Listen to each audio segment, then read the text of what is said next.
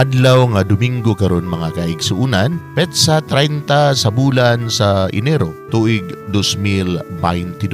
Karon ang ikaapat nga Domingo sulod sa tuig ordinaryo at usab nga gisaulog ang National Bible Sunday.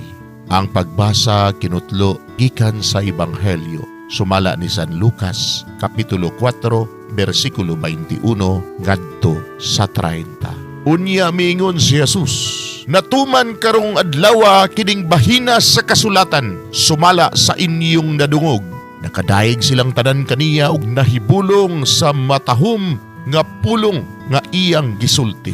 Miingon sila, dili ba anak man kini siya ni Jose? Miingon siya kanila, sa walay duha-duha inyong isulti kanako ang ginaingon, Doktor, tambali ang imong kaugalingon. Miingon usab kamo kanako, himua dinhi sa imong kaugalingong lungsod ang mga butang nga imong gihimo didto sa Capernaum. Sumala sa gisugilon kanamo. Apan sultihan ko kamo nga walay propeta nga dawaton sa iyang kaugalingong lungsod.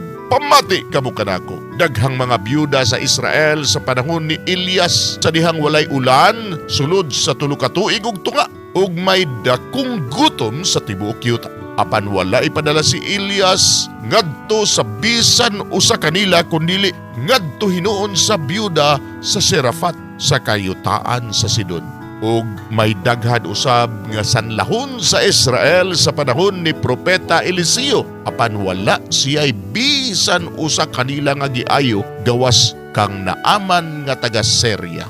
Sa pagkadungog nila niini na nga suko pag-ayo ang tanan nga didto sa sinaguga. Nanindog sila og ilang giguyod si Jesus ngadto sa gawa sa lungsod ug gidala ngadto sa tumoy sa bungtod. Di natukod ang ilang lungsod aron ihulog siya sa pangpang. Apan miagi siya sa taliwala sa katawhan ug mipahilayo. Mga igsuon, ang Ebanghelyo sa Ginoo. Daygon ikaw, o Kristo.